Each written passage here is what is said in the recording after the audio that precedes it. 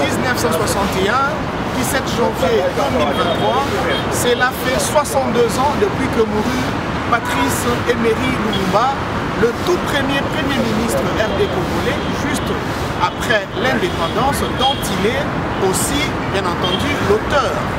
Patrice Emery Lumumba, son esprit continue à exister parce qu'il s'incarne dans les chefs de certains Congolais qui sont derrière son idéologie et qui continuent son œuvre d'une manière ou d'une autre. Ces Congolais ont fait l'effort de mieux connaître Patrice Emery Lumumba, je dirais de mieux l'incarner, raison pour laquelle nous avons quelquefois besoin d'eux pour parler de Patrice Emery Lumumba. Messieurs et dames, bonjour et bienvenue à l'heure du Congo. Vous voyez vous-même, nous sommes devant le mausolée de Patrice Emery Lumumba où repose ce héros national, cet homme, ce grand esprit, allais-je le dire, et nous allons dire quelque chose à propos de ce héros, cette fois-là avec le directeur général de la fondation Lumumba. Il s'appelle le professeur Michel Kitoko. C'est un visage que vous connaissez bien certainement parce que c'est un habitué des médias. Ensemble avec vous, nous le recevons. Professeur Michel Kitoko, bonjour et bienvenue. Merci de m'avoir invité sur cet espace.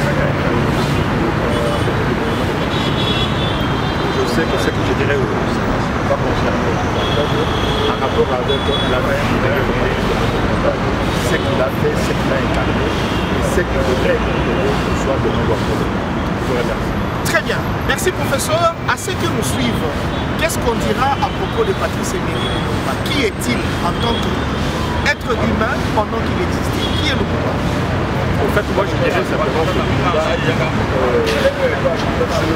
voudrais pas l'incarner en termes de sémantique, ce que disent certains peuples. Genre, il est né de telle mère, de telle mère. Il est né congolais. Il est né congolais par le fait qu'il a voulu que le Congo soit le Congo de ce que nous avons. Maintenant, Patrice Emery Lumumba, au-delà de ce que les Congolais le connaissent, il est né à Bonamoua, le père et les mères à Bonamoua, mais ça ce sont des éléments qui me permettent de recadrer un certain nombre de choses. Lumumba, c'est le héros national. Le héros national, c'est une pierre angulaire qui permet à ce que les Congolais comprennent aujourd'hui au travers de cette émission pourquoi on appelle le Lumumba héros national. Pourquoi il est héros? Il y a beaucoup de gens qui peuvent se dire héros dans tel ou tel secteur d'activité. Mais il est le héros national par le fait qu'il a remis son âme et son existence et qu'il n'a jamais, et alors jamais, pleuré, versé des larmes parce qu'il subit le caractère de châtiment qui lui a été imposé par la puissance coloniale. Mais aujourd'hui, nous allons découvrir ensemble qui est Lumumba au travers de questions, bien entendu. Mais je ne manquerai pas de vous dire ce que Lumumba pense du Congo, des Congolais et de l'avenir de ce pays. Nous tous qui sommes ici, nous sommes des Congolais, mais moi je suis honoré d'assister à cette émission. La première fois que nous avons la meilleure, la première émission ici, dans les cercles de mausolée de Patrice Emery Lumumba. Et au travers de cette émission, je ne cesserai, je ne manquerai pas de dire que de vérité qui permettent à ce que la population qui regarde à l'étranger, comme ici sur le mausolée de Patrice Emery Lumumba, comprenne qui est Lumumba et dans quel sens nous devons pouvoir l'honorer. Il est le héros des héros, le héros qui n'a pas laissé le combat, mais qui est parti avec l'âme, sachant bien que ce qu'il a dit, c'est ce qui est en train de se faire ici dans ce pays. Très bien.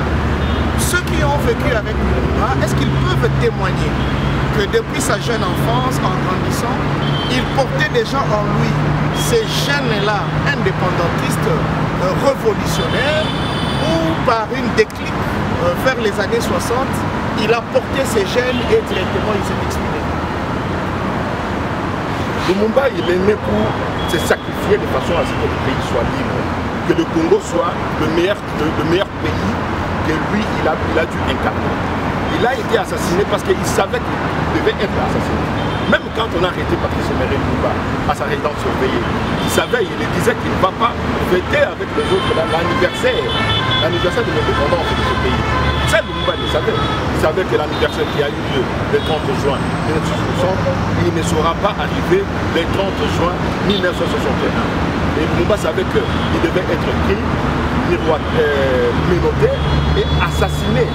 Alors, sur cet angle-là, moi je pense que Lumumba incarne non seulement une vision qui permet à ce que le Congolais aujourd'hui comprenne que lorsque l'existence divine, c'est beaucoup de pasteurs, l'existence divine, disant qu'un homme qui a été envoyé par l'éternité, qui descend ici et qui vient de la main de l'éternel, permet à ce que certaines choses se réalisent, que certaines choses se fassent. Et c'est sur cet angle-là que moi j'aimerais qu'on puisse emboîter le pas, avant bien entendu de dégainer au peuple congolais la volonté réelle des testaments que Lumumba a pu laisser pour le peuple congolais. Très bien, nous allons en arriver là, mais bien avant, il y a une question que nombreux se posent. Paraît-il, Lumumba était employé dans une société brassicole de la place et qu'en y travaillant, il aurait été arrêté, poursuivi pour vol. Est-ce vrai? Et si c'est vrai, cela le discréditerait pour qu'aujourd'hui, le Congolais ou le monde ne le considère pas comme un véritable héros. Non. Lumumba n'a pas d'abord été arrêté ici à Kinshasa. Lumumba était d'abord arrêté à Kisangani. C'était le lieu. D'abord, il quitte le Sankourou en étant mineur et il est parti à partir de Kisangani, là où il a commencé à mener son combat. D'ailleurs, aujourd'hui, les Sankourouas et les habitants de Kisangani se posent des questions comment ils peuvent se regarder les uns envers les autres au travers le combat de Patrice Emery Lumumba. Alors, Lumumba d'abord, à partir de Kisangani, a travaillé à la poste.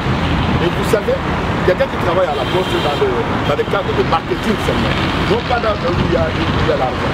Mais vous savez, pour arrêter quelqu'un à ce temps-là, c'était pas facile. Il fallait amener une idée ou une action quelconque, mener une action quelconque qui permet à ce que l'infraction soit menée sur la personne. Alors, Patrice Emery Lumumba qui menait un combat politique et qui travaillait à la poste et s'est vu directement condamné par les puissances coloniales qui a permis à ce que Lumumba revienne ici à Kinshasa. À ce temps-là, on ne peut pas t'arrêter directement. On te crée une chose, on ne peut pas ici. Vous-même, vous pouvez aller de l'autre côté de Kinshasa. Patrice Emery Lumumba, à partir de Kisangani, s'est vu par la puissance colonialiste décider de venir ici à Kinshasa avec des faits du genre oui, qu'il aurait détourné l'argent à la poste. Chose qui est faux, parce que c'est prouvé. Il n'y avait pas d'argent là où il travaillait. Il y a même ses collègues supérieurs, ils se disent quel argent il aurait dû voler ici alors que lui il travaille, c'est dans le cadre de marketing seulement, pour avoir le papier, pour faire la promotion réelle de la poste. Et vous savez l'idée, c'est que Patrice Emery Lumumba une soirée, il a réuni ses collègues de travail et il a dû démontrer haut et fort c'est quoi les puissances colonialistes, c'est qui est le propriétaire de ce jeu. Et quand il a fait ces gestes-là, 2 jours seulement, on crée rapidement une telle action pendant à le discréditer pour dire qu'il aurait détourné cet argent. L'argent qui n'a pas été miroité ou chiffré correctement, c'était les alibis sur des alibis parce que le Patrice Emery Lumumba n'a pas été arrêté, c'est pas une fois. Vous savez, arrêté à Kisangani, on les transfère ici à Kinshasa pour dire bon peut-être que là où il y a les puissances colonialistes qui continuent à vérifier les questions du pays sur le plan de sécurité. Il serait complexé. Voilà, il serait complexé, il serait sur mais il ne s'imagine pas le degré de la concentration des grandes idées qui traversaient Patrice Emery Lumumba pour qu'on les transfère de Kisangani à Kinshasa et arriver ici à Kinshasa à partir de Matongé. C'est là que le combat a bien démarré. Parce que sachant bien que Patrice Emery Lumumba, dans son combat, je ne parle pas en tant qu'humain. Humain, c'est-à-dire qu'il avait les corps comme toi, comme le cerveau, il avait des amitiés, il avait tout. Mais les combats que lui menait pour libérer le pays de l'esprit colonial, de colonialisme et de ses fantoches, c'était ça un combat qui était... La plupart des gens qui l'approchaient se posaient des questions. comment Lumumba pouvait avoir des idées, des grandes idées qui émaillent et qui sortent de lui et qui nécessitent à ce que les puissances étrangères puissent trembler. Mais on se rappellera que même lors de la table ronde, Lumumba était encore incarcéré. Il fallait exiger sa présence à la table ronde. Cette exigence a été également fonction de sa libération. Mais justement, parce que c'est à cause des combats de Patrice Emery Lumumba que la Belgique a pu décider finalement de déclencher l'indépendance. Mais regardez maintenant la question de l'indépendance, parce que vous en avez parlé. Les puissances prédatrices, notamment Gaston Esquens, qui était le premier ministre belge à ce temps-là, il va chercher à prendre quelques leaders ici et là et le ramener, tout en gardant Lumumba loin de la présence publique, c'est-à-dire qu'en prison. En prison pour des raisons jusqu'à maintenant qui sont inconnues. La manière dont il a été arrêté, complètement inconnue. La manière dont il a été libéré, c'est seulement cette manière-là que nous savons.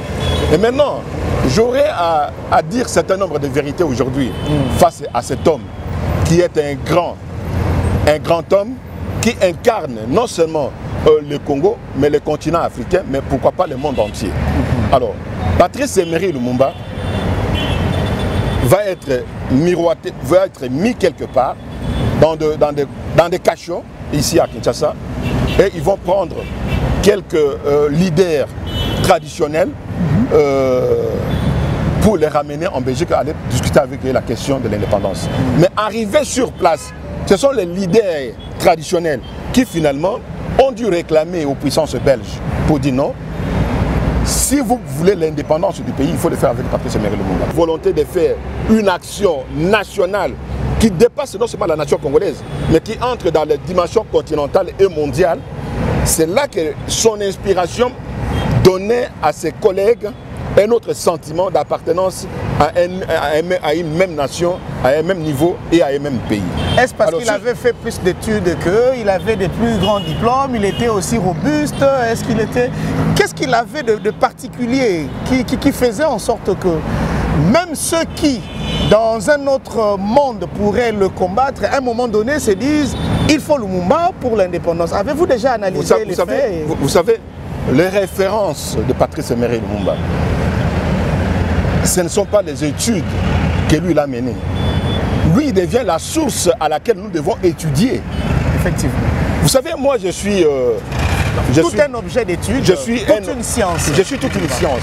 Mais je vous dis que Lumumba c'est la référence scientifique de nos études qui permettent, parce que la plupart des choses que nous étudions ici, dans ce monde, permettent à ce qu'on nous dise que tel, ça vient de telle personne, telle personne, telle personne.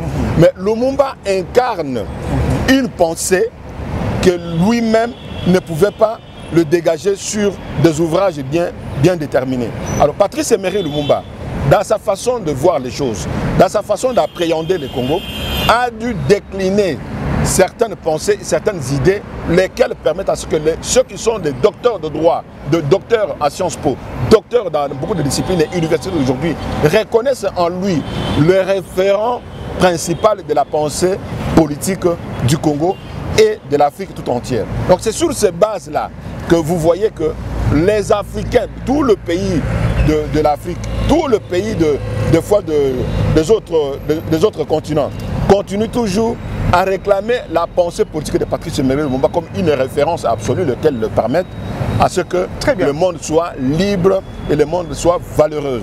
Très bien. Cher professeur, aujourd'hui le monde entier reconnaît Lumumba en tant que leader de l'indépendance de la RDC, mais je ne crois pas que ce soit la première action de Lumumba à poser qui symbolise son amour pour la patrie, son attachement pour ces grands Congos. Vous pouvez nous dire rapidement les quelques faits, les quelques gestes, les quelques réalisations de Lumumba qui accusaient déjà sa dimension élevée du patriotisme à ces temps? Vous savez, aimer son pays, aimer ce pays, c'est un fait. Beaucoup de Congolais aujourd'hui peuvent dire j'aime le Congo, j'aime ceci, j'aime cela. Okay. Mais Lumumba, lui, il quitte la dimension d'amour et il entre dans la dimension de sacrifice. C'est sacrifier pour les autres, de façon à ce que le Congo soit réellement le Congo de Patrice Emery Lumumba. Et au travers le Congo de Patrice Emery Lumumba, que lui-même il ne s'imaginait pas que ce sera ainsi, mais au moins il est la première personne qui a incarné ce mouvement de dire « Je ne serai pas avec vous l'année prochaine parce que je serai éliminé, mais vous qui restez pour notre pays, voilà les directives que je vous donne. » Et il en a dû décliner quelques principes lesquels nous allons les écouter aujourd'hui au travers la promesse ou la promotion de ce que lui il a pu donner. Donc, Patrice Emery Lumumba, au moment où je vous parle, c'est quelqu'un qui dépasse les émotions du genre « j'aime mon pays » ou « je n'aime pas mon pays ». Non. Lumumba, il passe d'abord le cap du Congo, il passe le cap de l'africaniste et de monde libre. C'est comme ça que vous voyez que Patrice Emery Lumumba, son nom et son prénom est cité dans beaucoup de cas et dans beaucoup de pays. Et même aujourd'hui, les pays européens aujourd'hui qui ont causé du tort à Patrice Emery Lumumba, qui l'ont dû assassiner, aujourd'hui, qui pouvait s'imaginer que nous allons retrouver 72 ans après l'assassinat de Patrice Emery Lumumba, qui est le reste de Patrice Emery Lumumba que nous honorons aujourd'hui. Personne ne pouvait s'imaginer. Vous voyez le miracle divin qui fait que Lumumba pour moi n'est pas un simple homme, n'est pas un simple leader de pensée, mais il est quelqu'un qui nous a été envoyé sur le plan divin, très bien, qui permet à ce que le Congo et les Congolais dans son ensemble comprennent que la dimension qui existe le Congo aujourd'hui, c'est une dimension non seulement nationale mais aussi internationale et qui dépend des autres. Donc nous devons connaître aujourd'hui qu'a voulu Lumumba au travers le Congo et l'Afrique d'une manière générale. Nous allons en arriver là. Il nous reste plus que deux petites questions avant de tourner le chapitre pour aborder le combat de Lumumba et sa vision qui s'y colle. La première petite question est celle de savoir, Lumumba faisait quand même des déplacements. On sait qu'il a quitté le Congo pour le Ghana où il devait rencontrer Kwame Nkrumah qui d'une certaine manière avait une vision similaire à celle de Lumumba. Je ne dis pas que c'est lui qui a inspiré Lumumba, mais je veux savoir, est-ce que Lumumba avait aussi des mentors ou des mains noires qui pouvaient les financer, ses déplacements, l'organisation de son parti ou de ses autres activités politiques? Ce qui a incarné Patrice Emery Lumumba, c'était sa pensée. Et à ce temps-là, il n'y avait pas des espaces de télévision pour qu'on puisse découvrir telle ou telle personne en distance à de 7000 km, 6000 km, ainsi de suite. Notamment, vous parlez de la question du Ghana. Donc, la chose étonnante aujourd'hui, c'est qu'il faut prendre d'abord, Lumumba, il ne pouvait pas manquer le billet d'avion parce qu'il était déjà un travailleur. Il était dans la marketing au service de Polar. Alors, sur ce chapitre-là, je vous dis que Patrice Lumumba, il avait la volonté, vous savez qu'en lui, il y a la volonté de comment libérer le Congo tout en attachant les Congolais dans son travail. C'est comme ça qu'il se disait, il est libre et citoyen ordinaire dans le travail, mais il incarne la pensée de l'homme libre qui se libère des puissances étrangères au travers de son combat. Donc c'est comme ça que Lumumba, lui, avant d'aller à l'extérieur, il a dû démontrer ça. La preuve, vous parlez par exemple sur la question de qui pouvait le prendre en charge. Vous savez, ça je ne peux pas décrier ou donner le nom de manière bizarre, mais je sais que Lumumba ne manquait pas à lui-même le salaire qu'il pouvait gagner, ne pouvait pas manquer à lui-même d'obtenir un billet d'avion qui lui permette d'aller assister à Accra et à de telles conférences. Mais la question que nous devons retenir de Patrice Emery Lumumba, et ce qui l'invitait à chaque fois, c'était sa pensée. Il y avait beaucoup de penseurs à ce temps-là qui étaient au Congo. Mais pourquoi la période de Lumumba devait être une période particulière qui devait animer l'Afrique et d'un autre esprit de Lumumba? Vous avez parlé d'un Kwame Nkrumah qu'il a rencontré à Accra. Oui, Lumumba, quand il est d'abord parti seul, sans ce mouvement allié qui voulait parler de la question de partis politiques au rabais, tout en collaborant avec quelques puissances étrangères, notamment la Belgique et autres. Mais Lumumba voyait en eux un danger qui consistait à vendre non seulement la pensée, mais à diluer un peu le combat qu'il pouvait mener. C'est comme ça que Lumumba est allé seul sur base des invitations qu'il a dû obtenir. Kasavubu, à ce temps-là, il pouvait y aller. Mais il a eu quelques implications ici qui l'ont empêché. Mais Kasavubu, lui, il n'était pas dans la dimension de Patrice Emery Lumumba. C'est pas pour le réduire. Mais non, chacun avait une dimension qui lui permettait de se requinquer. Non, parce qu'aujourd'hui, ça fait débat. Hein, surtout nos frères ressortissants de Congo central disent que les Congolais sont un peu ingrats, un peu injustes à l'égard de Kasavubu. Paraît-il que c'est lui qui devait être élevé, honoré au rang où on place Lumumba aujourd'hui. Aidez-nous, puisque vous avez abordé cette question, à trouver la lumière par rapport au charisme de ces deux personnages, mais aussi à la contribution de chacun pour l'indépendance. Non, mais vous savez, il faut d'abord comprendre que sur le plan politique, il n'y a pas à dire. Joseph Kasavubu, lui, il incarnait son parti politique qui était Abako, Association des Bakongo. Parce que est-ce que vous voulez qu'une telle association... Non, pas très inclusive. Est-ce que vraiment... Voilà, est-ce que vous comprenez l'inclusivité? Mais Patrice Lumumba, il va au-delà de ça. Lui qui avait d'autres mouvements associatifs et d'autres mouvements syndicaux, mais il dit pour le Congo, je préfère mener le combat au travers de MNC, Mouvement National Congolais. Vous comprenez pas la différence? Très bien. Alors, les deux ont mené campagne, mais il y en a un qui a gagné les élections. Un qui a gagné les élections par le combat contre le combat que les Belges ont mené ici au Congo. Mais imaginez que la Belgique avait tous les moyens légaux, pour permettre à ce que Lumumba, sur le plan électoral, sur le plan de la démocratie, puisse couler. Je dis bien les moyens légaux. Le seul moyen légal qu'il ne pouvait pas disposer, c'est la volonté des Congolais. Très bien. Alors la volonté des Congolais, ça n'est exprimée valablement et faire en sorte que Patrice Lumumba soit majoritaire dans l'Assemblée nationale et comme au Sénat. C'était ça la question principale. Alors, vous parlez de Kasavubu. Kasavubu, dans son mouvement, il avait combien de députés? Il avait quelques députés, mais qui ne pouvaient pas atteindre. Il y avait des députés, mais pas moins de 10. Tu vois? Alors, moi, je vous dis que aujourd'hui, ce n'est pas question de comparer l'incomparable. Patrice Lumumba a incarné son combat et c'est au travers de son combat que nous devons nous y adhérer parce que même Kasavubu, à ce temps-là, s'il a été président de la République, c'est grâce à Lumumba. C'est Lumumba qui a dit « Je ne veux pas voir un élu, un prétendant, actionnaire politique du pays connu qui doit être utilisé par les puissances étrangères contre la nation. » Et c'est comme ça qu'il met la main au lieu de laisser l'IAO prendre le contrôle de la situation et devenir président de la République. Parce que là, la présidence de la République ne devait pas être une présence électorale.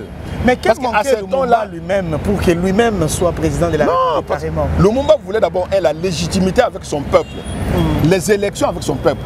Or, la présidence à ce temps-là n'était pas une présidence directe avec la population, non. Il n'y a pas un peuple congolais qui a voté Kasavubu. Ce sont les élus de Lumumba qui, après avoir tenu une réunion avec Lumumba dans sa parcelle, et c'est là qu'on décide que nous allons voter Kasavubu comme président de la République. C'était à une dimension restreinte. Donc la question de la présidence aujourd'hui revient à Patrice Emery Lumumba. Très bien. Dernière question avant de tourner le chapitre. J'ai un ami italien, professeur, qui me dit, après tout ce qu'il a appris de Patrice Emery Lumumba, s'il était leur compatriote, il mènerait un combat farouche pour qu'on les canonise. Si c'était en Italie, on le canoniserait. Une telle démarche, si jamais on l'envisageait ici en République démocratique du Congo, vous serez d'accord? Ou vous pensez que Lumumba mérite mieux que même ce mausolée? Tout le traitement qu'on a réservé à sa personne, il mérite mieux que ça. D'abord, Lumumba ne peut pas incarner le mausolée. Lumumba, il incarne une présence humaine au travers le monde. Les hommes libres qui cherchent une liberté ancrée dans leur âme et dans leur conscience pour être un homme attaché de couleurs patriotiques d'une manière ou d'une autre. Et ça, c'est le combat de Lumumba. Aujourd'hui, moi, j'ai été en Suisse. J'ai vu des Suisses dans une salle chercher à prier l'esprit de Patrice Emery Lumumba. Les Suisses, le blanc suisse, je les ai vus Parce que ce sont eux qui m'ont appelé tenir une conférence sur la question de Lumumba. Moi, j'étais en France, mais j'ai été invité par cette association. Avant d'arriver, le train était arrivé un peu en retard, mais je trouve déjà que le mouvement a déjà commencé. Alors, sur cet angle-là, il ne se pose pas de problème. Maintenant, la question qui est là, c'est quoi? Lumumba est arrivé. Vous savez, nous avons le cercueil de Patrice Emery Lumumba là-bas. Mais le lieu ici, qui est le lieu canonisé de Patrice Emery Lumumba, sera un lieu où nous allons ériger encore davantage le précepte et grand galon. Ça sera une grande salle emblématique qui permettra à ce que Lumumba se repose avec son histoire et qu'il faudrait. Donc, merci. Sur ce chapitre-là, Patrice Emery Lumumba, nous devons reconnaître qu'il est non seulement le début de l'action du Congo, mais aussi il n'est pas la fin, parce que la fin, ça sera la fin de chaque Congolais qui prend conscience de ce qu'a été Lumumba. Si aujourd'hui vous voyez les gens qui viennent travailler de manière gratuite, les gens qui sont en train de chanter là-bas, ce ne sont pas des gens achetés, ce sont des gens qui pensent que sans l'esprit de Patrice Emery Lumumba, rien ne peut avancer. Donc moi je vous dis et j'honore à cet esprit qui pour moi est un esprit patriotique qui permet à ce que le Congo dans sa dimension d'être puisse aller vers de l'avant. Très bien, merci beaucoup fidèles téléspectateurs.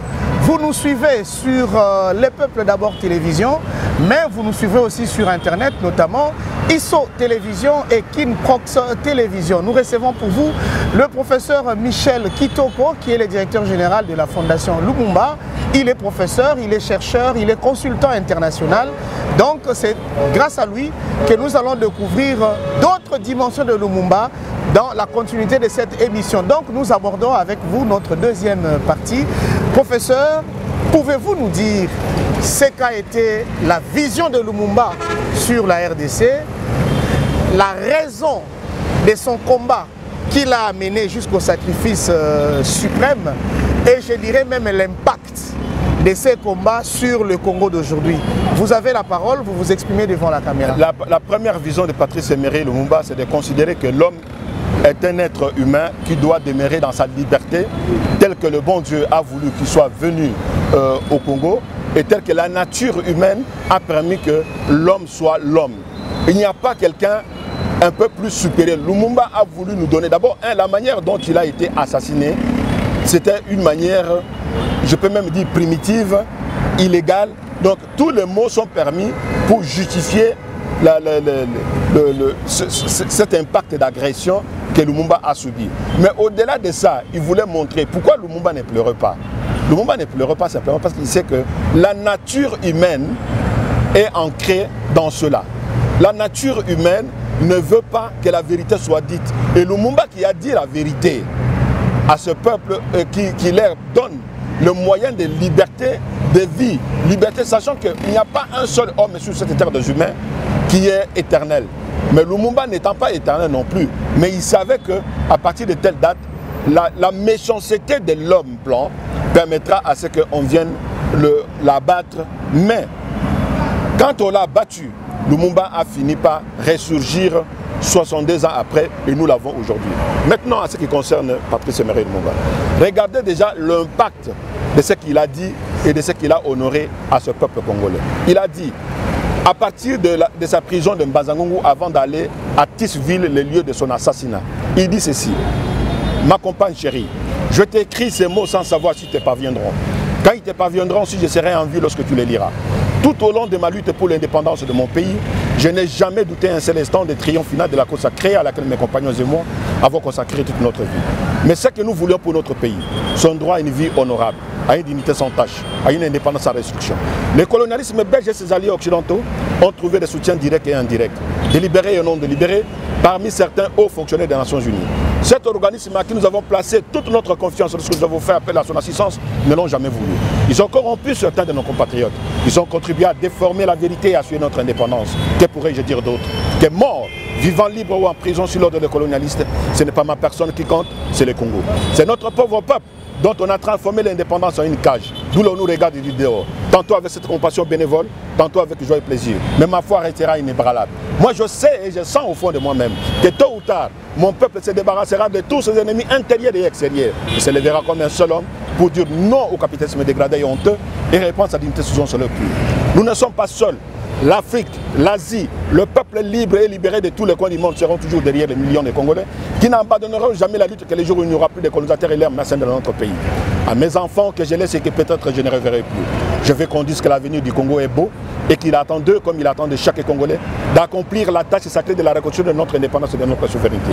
Car sans dignité, il n'y a pas de liberté. Sans justice, il n'y a pas de dignité. Et sans indépendance, il n'y a pas d'homme libre. Ni brutalité, ni sévice, ni torture ne m'ont jamais amené à demander la grâce. Je préfère mourir la tête haute, la foi inébranlable, la confiance profonde dans la destinée de mon pays, plutôt que de vivre dans la soumission de mes principes sacrés. L'histoire dira un jour ce mot. Ça ne sera pas l'histoire qu'on enseignera à Bruxelles, à Washington, Paris ou aux Nations Unies, mais celle qu'on enseignera dans les pays affranchis du colonialisme et de ses fantoches. L'Afrique écrira sa propre histoire et sera au nord comme au sud du Sahara une histoire de gloire et de dignité. Ne me pleure pas ma compagne. Moi je sais que mon pays qui souffre tant saura défendre son indépendance et sa liberté. Vive le Congo, vive l'Afrique, Patrice. Voilà le testament qu'il a dû laisser. À un moment donné, je me demande, je suis en train d'interviewer Patrice Emery Lumumba ou c'est une autre personne? Parce que comment on peut répéter à la lettre, à la virgule près, tout le message de Lumumba, qui est d'ailleurs, comme vous l'avez dit, un véritable testament. Justement, c'est un testament qui a permis à ce que le monde entier connaisse qui était ce monsieur. Et depuis qu'il a établi ce testament, il n'a plus parlé. Et même ceux qui ont voulu l'interroger juste avant l'assassinat, ils ont assassiné son premier compagnon, ils ont assassiné le deuxième compagnon, et arrivé à son tour, on voulait l'assassiner, on voulait qu'il puisse parler. Il a dit non, faites votre sale besogne. La réponse, le seul mot, le dernier mot que Lumumba s'est adressé aux officiers belges qui voulaient assassiner, faites votre sale besogne. Mais professeur, certaines langues racontent que Patrice Emery Lumumba avait fui le châtiment et en prenant fuite, il se passe un phénomène tel que sa femme, qui le suivait aussi, s'est mise à pleurer et Lumumba, voyant sa femme dans cet état, a fait demi-tour et c'est ce demi-tour qui a fait qu'il puisse tomber entre les mains des ennemis, contrairement à ceux qui pensent que Lumumba est mort pour la RDC, d'aucuns pensent qu'il est mort plutôt pour sa femme. Non. D'abord, enlever l'idée selon laquelle Patrice Lumumba pouvait mourir pour son sentiment, pour les sentiments qu'il pouvait avoir envers sa femme ou envers ses enfants. Patrice Emery Lumumba, le combat, le testament qu'il a laissé, vous avez entendu le contenu.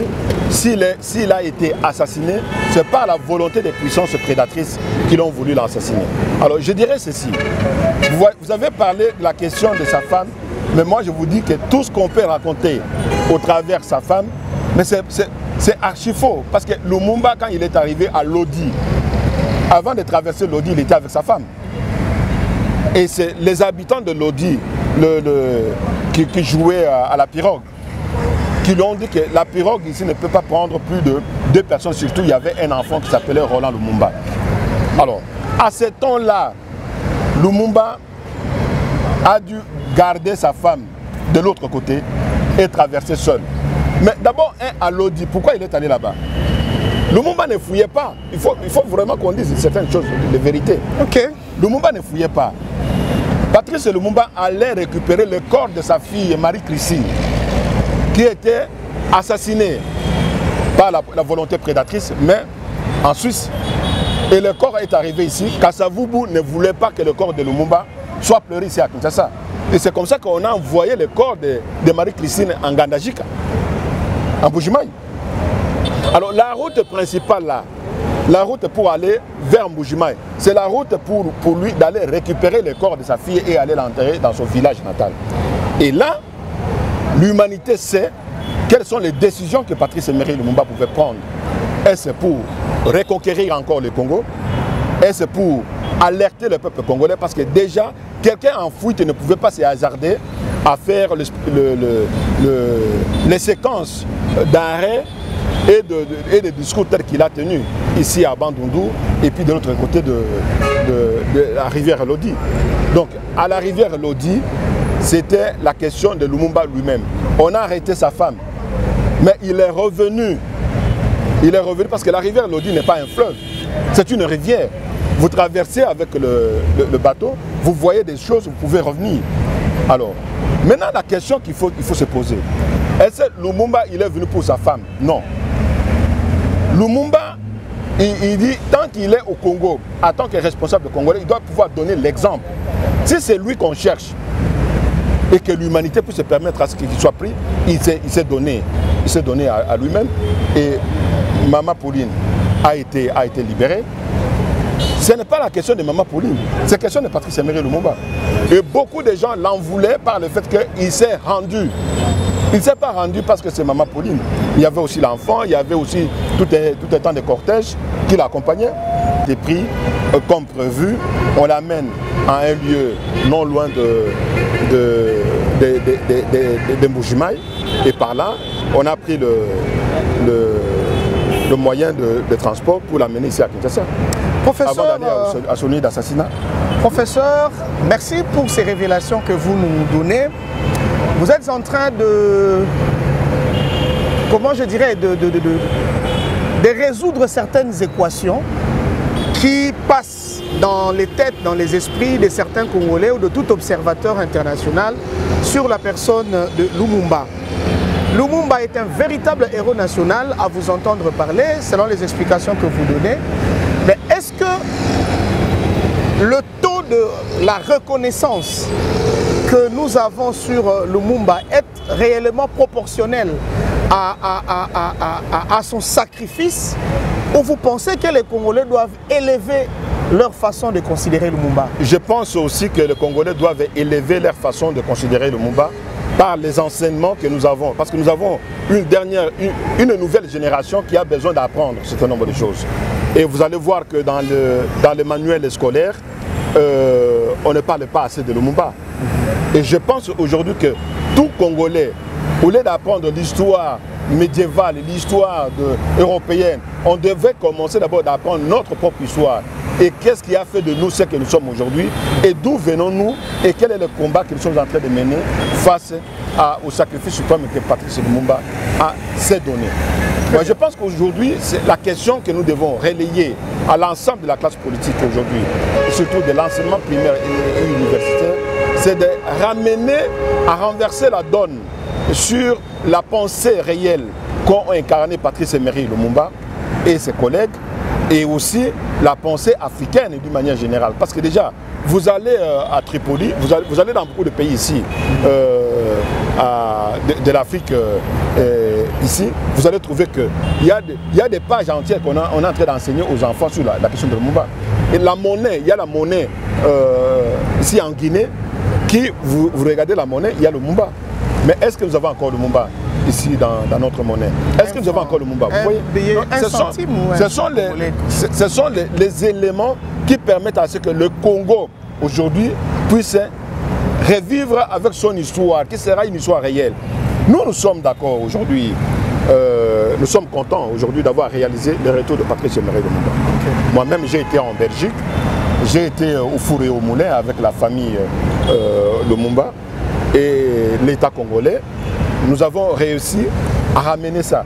Vous ne pouvez pas vous imaginer ce que je pense quand je suis dans le cercle de puissances ténébreuses, de puissances belges qui ont assassiné Lumumba et qui vous rendent Lumumba dans les cercueils.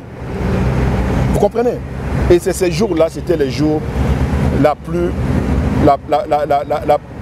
heureuse pour moi, mais la plus malheureuse par le fait qu'on a découvert le malfrat dans son piège absolu. Donc sur ce chapitre aujourd'hui, j'invite les Congolais, là où il est tel qu'il est, de se considérer Lumumba. J'invite les Congolais, là où il est tel qu'il est, de considérer que Patrice Lumumba aujourd'hui, c'est un esprit qui doit te convenir, c'est un esprit qui doit te libérer de quelle que soit la situation à laquelle tu es en train de traverser. Je conseille aux citoyens congolais de continuer toujours à penser